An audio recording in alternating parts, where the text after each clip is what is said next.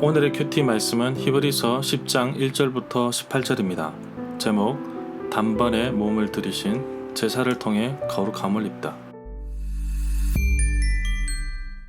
먼저 앞뒤 문맥을 살펴보겠습니다. 로마의 핍박으로 인해 히브리 유대교 출신 그리스도인들은 자신들이 몸담았던 유대교로 돌아가려고 합니다. 유대교에서 웅장하게 보이던 유대교 성전과 제사를 그리워하며 돌아가려고 합니다. 히브리서 저자는 유대교의 여러가지 요소들을 예수 그리스도와 비교해 가면서 설명하고 있습니다. 사람들이 뽑아서 세웠던 레위지파 대제사장도 영원하지 않아서 많은 사람들이 필요하였지만 하늘에 계신 우리 대제사장이신 예수 그리스도는 영원하셔서 단 한 번에 자기 몸을 희생제물로 드려서 우리의 죄를 깨끗하게 하셨고 우리를 구원해 주셨습니다. 그리스도인들이 로마 황제 숭배를 거절하자 로마가 그리스도인들을 핍박합니다. 어쩔 수 없어서 숨어서 예배를 드려야만 했는데 유대교 성전, 성막 예배를 그리워하며 돌아가려고 하지만 성막 제사로는 한계가 있다는 사실을 말하고 있습니다. 제사장도 1년에 단 한 번 지성소에 들어가서 속죄하지만 이것도 동물의 희생 제물을 통해 우리의 죄값을 대신하게 하였습니다. 사람 대신 동물이 희생되었건만 반복되는 제사는 어느덧 종교적인 의식이 되어버렸습니다. 동물의 희생 제물 제사로는 완전히 깨끗하게 할 수 없습니다. 마음속 깊은 곳까지 깨끗하게 씻겨줄 새로운 제사, 새로운 법이 필요합니다.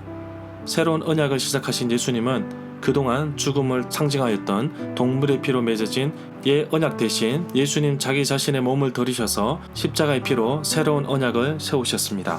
죄를 씻기 위해 반복적으로 동물을 희생시켜 제물을 드렸지만 예수님의 십자가는 예수님 자기 자신의 몸을 희생 제물로 드려 단 한 번으로 모든 죄를 깨끗하게 하셨습니다. 로마의 핍박으로 인해 유대교로 돌아가려는 그리스도인들은 율법을 그리워합니다.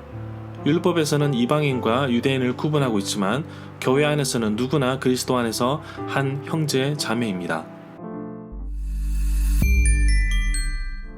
문단을 나눠보겠습니다.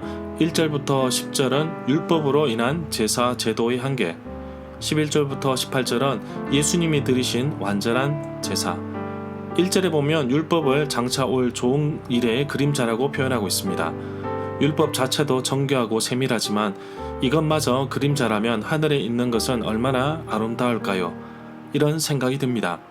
유대인들이 정말 목숨 걸고 율법을 지키는데 이 율법이 참 형상이 아니라 그림자라고 하니 얼마나 당황스러울까요?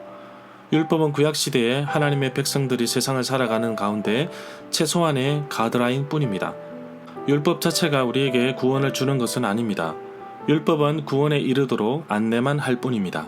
율법에 명시된 제사로는 온전케 할 수 없고 이미 히브리서 저자가 말하고 있습니다. 히브리서 저자는 수신자들, 유대교로 돌아가려고 하는 그리스도인들이 유대인 가운데 율법에 해박한 지식을 갖고 있다고 생각하고 그들에게 편지를 보내는 것으로 보입니다. 그래서 히브리서 저자는 유대인들이 율법을 중시하는 것을 알고서 그들에게 익숙한 율법을 비유의 소재로 설명하고 있습니다. 전도도 마찬가지입니다. 전도의 대상자의 형편과 상황의 필요에 맞게 전해야 합니다. 히브리서 8장 5절에서도 유대인들이 섬기는 것은 하늘에 있는 모형과 그림자일 뿐이라고 말합니다. 3절부터 4절에 보면 제사의 순기능 중 하나인 죄를 생각나게 하지만 근본적으로 죄를 해결할 수는 없습니다. 결국 매번 드리는 제사는 해마다 죄를 기억나게 할 뿐만 아니라 죄를 사하는 근본적인 대안이 될 수는 없는 사실을 히브리서 저자는 수신자들에게 말하고 있습니다. 4절을 보다 명확하게 설명하는 구절이 11절에 나옵니다. 제사장마다 매일 서서 섬기며 자주 같은 제사를 드리되 이 제사는 언제나 죄를 없게 하지 못하거니와. 그러나 히브리서가 쓰일 당시 대다수의 수신자들에게 이 선포는 아주 혁명적이었다고 평가하고 있습니다. 9절에 첫째 것, 예물과 제사, 즉 옛 희생 제사를 버린다는 선포가 나옵니다. 히브리서 저자는 이러한 선포를 통해 옛것, 유대교로 되돌아갈 수 없다는 사실을 강조하고 있습니다. 9절부터 10절에 보면 예수님께서 이 땅에 오신 이유를 7절에서 잘 설명하고 있습니다. 예수 그리스도는 하나님의 뜻을 행하러 오신 것인데 바로 그리스도의 자기 몸을 단번에 들이시는 것으로 자신은 희생되었지만 그 혜택은 바로 우리 자신에게 있다는 사실입니다. 우리는 예수 그리스도의 피로 거룩함을 얻은 것입니다. 예수님께서 단번에 들이시는 것을 히브리서 7장 27절 하반절에서도 말하고 있습니다. 단번에 이루신 것은 염소와 송아지 피로 하지 아니하고 오직 자기의 피로 영원한 속죄를 이루셔서 단번에 성소에 들어가셨습니다. 우리가 거룩함을 입었는데 예수 그리스도는 자기 피로서 백성을 거룩하게 하려고 성문 밖에서 권한을 받으셨습니다. 14절에 보면 히브리서 저자는 유대교로 돌아가려는 그리스도인들에게 유대교에 있는 제사와 예수님의 희생 제사를 비교하면서 설명합니다. 일시적이고 반복적인 유대 제사와 단 한 번으로 영원하고 유효한 예수님의 희생 제사를 비교하여 지금 비록 로마의 박해로 인해 힘들지만 이것이 참 것이며 유대교의 제사는 모형일 뿐 그림자에 불과하다고 말하고 있습니다.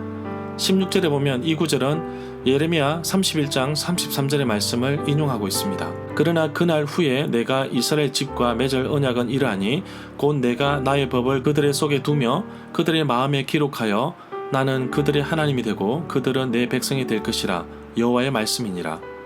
예레미야의 말씀이 히브리서 8장 10절에서도 인용되었습니다. 여호와의 말씀을 백성 마음에 새기듯이 예수님의 새로운 언약이 백성들의 마음에 새길 것이라고 말씀합니다. 예수 그리스도와 맺은 언약을 우리의 마음에 두고 생각에 기록하셨습니다. 우리를 구속하시기 위해 자신의 몸을 제물로 단번에 드림으로 인하여 우리의 죄를 사하시고 우리의 생각에 기록하셨습니다. 절마다 상세한 설명과 구절에서 그리고 핵심 내용과 중심 줄거리는 네이버 블로그에 올려져 있습니다. 내게 주시는 교훈입니다. 구약의 제사는 일종의 율법을 따라 진행되는 반복적인 행위입니다. 제사 자체가 율법적으로 엄격하고 형식에 치우치다 보니 그 내용은 사라지고 종교적인 의식이 되어버렸습니다. 그래서 제사를 받는 하나님은 기뻐하시지 않습니다. 본심이 떠난 형식에 지나치지 않기 때문입니다. 그렇다면 하나님이 기뻐하시는 제사는 무엇일까요? 바로 진심으로 드리는 것입니다.